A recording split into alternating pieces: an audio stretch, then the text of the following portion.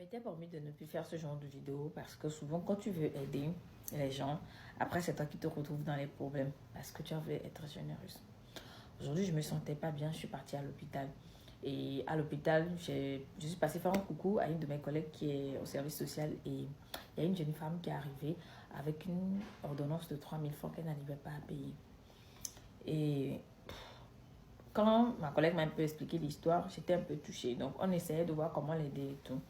Moi, j'ai donné ce que je voulais donner et je pouvais donner parce que j'ai regardé en fait enfin, je vais être dans ses yeux, mais j'ai un peu vu une touche de sensibilité chez la personne. En fait, je vous raconte un peu son histoire. Elle a dit que elle n'a pas de parents, dans le sens où ses parents ne l'ont pas vraiment élevée. Elle dit que sa mère ne l'aimait pas. Je me dis que c'est peut-être en rapport avec ce que sa mère a subi avec son père, parce que les deux ne sont pas ensemble. Donc, on l'a abandonnée chez un monsieur qui voulait l'amener au Nigeria. Elle a refusé. Et le monsieur l'a laissé chez son ami. Du coup, son ami l'a présenté à une personne qui a prétexté lui chercher du travail.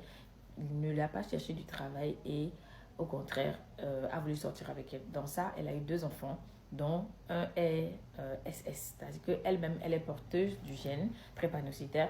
Le monsieur aussi portait le gène. Personne n'a su. Ce qui est sûr, c'est qu'actuellement, ils ont un petit de 5 ans qui souffre beaucoup. Elle a 2 enfants. Le petit qui est là, le plus petit, lui, qui est encore, on ne sait pas encore s'il a le germe ou pas. Mais ce qui est sûr, c'est que la fille n'a pas de travail. Elle dit qu'elle sait faire du vernis. Elle aimerait bien apprendre l'esthétique, mais elle n'est pas allée à l'école. Elle sait quand même lire les chiffres. J'en suis donne le numéro. Elle peut te les lire un à un, mais elle ne peut pas lire tout d'un coup. Et elle sait bien travailler. Elle parle le kabyé, mais pas vraiment, mais elle parle quand même le kabyé, pas l'élevé. Elle dit qu'elle habite au Ghana. Du coup, je crois que la direction préfectorale Action sociale est saisie de l'histoire. Mais moi, ça m'a vraiment touchée. Et j'étais là, je me suis dit, waouh, les gens vivent des histoires.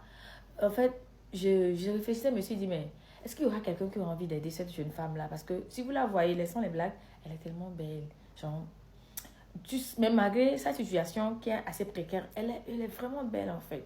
Et je me suis posé tellement de questions. J'étais là, je me suis dit, waouh, pourquoi je me plains parfois en fait dans cette vie-là? J'ai pas le droit de me plaindre parce qu'ailleurs, c'est un vivre pire. Et je réfléchissais, je ne savais pas quelle solution trouver. Alors je me suis dit, bon, je vais quand même laisser cette vidéo-là et tout. Peut-être vous me donnerez vos avis, comment vous pensez qu'on peut l'aider. Je ne demande vraiment à personne d'aider si vous n'avez pas envie de faire une générosité. Parce qu'elle demande à travailler. Elle dit qu'elle peut faire le ménage, elle peut laver les choses, elle peut faire genre vernis. Mais en fait, tout ce qui peut lui permettre de nourrir ses enfants et au moins de pouvoir veiller sur la santé de celui qui est drépanocytaire. Voilà. Voilà. C'est sorti. Je ne pouvais pas garder ça pour moi. Je suis désolée. Avant que je n'oublie, elle n'a